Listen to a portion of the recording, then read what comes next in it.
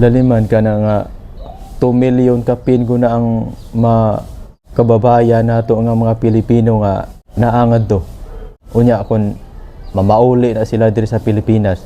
Muyati kada ko problema sa Pilipinas na mamauli na sila diri 2 million ka Pilipino. Dako kay nang abagahon sa Pilipinas nga kadaghan ni ana ug manguli na sila diri sa tuang bansa nato di sa Pilipinas ug manguli na sila. Apektado gyapon ta. Pero bisan pa man sa kagubot nga to sa gira nga to sa Iran ug sa Israel ug sa US, ang atong mga kagsuunan nga tong mga Pilipino nga nagkaproblema in taon nga to kung saon na sa atong gobyerno diri sa Pilipinas nga makauli ito sila dinhi nga daghan naman kayong gusto nga manguli. So maayong buntagan natong tanan ug welcome back sa atong YouTube channel. So daghan kaayong salamat mga par sa inyong pagsunod, sa pagsuporta sa kuang mga video reaction. Unya sa dili pa ta magpadayon sa tuang video reaction, palihog ko og subscribe mga par para ma-update mo sa atong mga i-upload nga mga video reaction.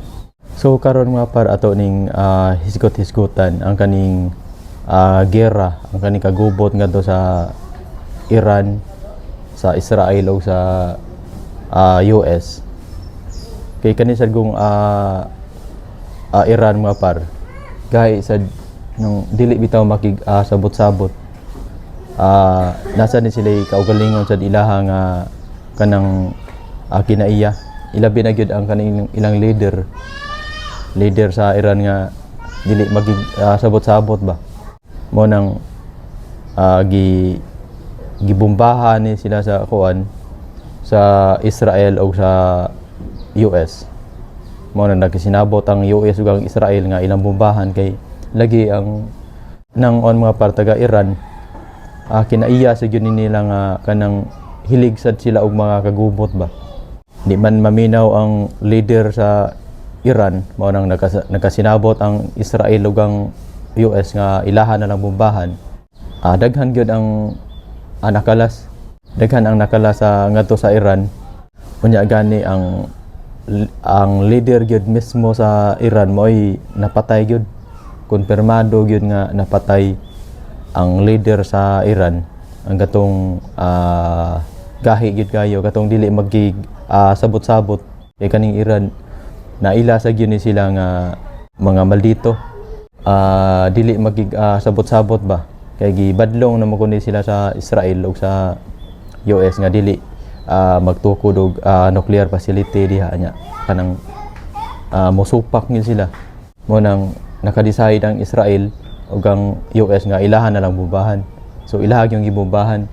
So karon kay nibaws ang Iran, unya karon kay ang gibawsan sa Iran ang katong mga US military nga nakabase sa Qatar. Mo nang daghan tang mga kaigsoona nato nga mga Pilipino nga apektado kayo ngadto sa maong nasod, sa silingan nila nga mga nasod. Apektado sila ngadto karon kay tungod nibawas man ang Iran ngadto nya pagbawas sa Iran kay luoy sad kayo kay nabitik anong mga kaigsoona to nga mga Pilipino.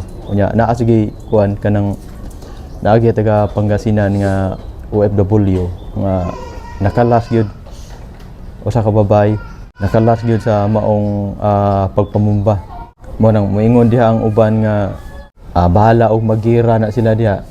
Wa kay total wala man tay labot pero apektado gyapon ta sama sa pagmahal sa mga gasolina. Unya ang atoa diha mga kababayan nato nga narbaho ngadto dili sila makatrabaho kay tungod sa kagubot ngadto. Apektado gihapon ta kay usa may ilang ibada sa ilang pamilya katong mga inahan, katong mga amahan nga naangad to, mga anak nga nagtrabaho ngadto usa may ilang ipada sa ilang pamilya diri sa Pilipinas. Atong mga kaliwat ngadto ayaw kog igna nga nang anha sila mangayo sa inyo ha. Siyempre ato gina sila mangayo ngadto nya usa may kapadaan nila nga nang stranded man ilang trabaho ngadto mo nang apektado gyapon ta diri kay tungod ni ana. Laliman ka na nga 2 million ka pin na ang kababayan nato nga mga Pilipino nga naangad to. Unya kun mamauli na sila diri sa Pilipinas. Muyati kada ko problema sa Pilipinas na mamauli na sila diri 2 million ka Pilipino. Dako kay nang abagahon sa Pilipinas nga kadaghan ni ana ug manguli na sila diri sa tuang bansa nato diri sa Pilipinas ug manguli na sila. Apektado gyapon ta. Pero bisan pa man sa kagubot nga to sa gira nga to sa Iran ug sa Israel ug sa US, ang atong mga kagsuunan nga tong mga Pilipino nga nagka-problema in taon nga to kung saon na sa atong gobyerno diri sa Pilipinas nga makauli ito sila dinhi nga daghan naman kayong gusto nga manguli unya og laliman ka na 2 million kung nakapin ka OFW unya kung manguli na sila diri dako kay problema nato diri. Pero bisan pa man ana mga par pero sa problema karon pero ang House of Representatives padayon gihapon sila sa pagtuki sa impeachment ni Sara karon may bawaan mga par kung ma-impeach ba si Sara or dili.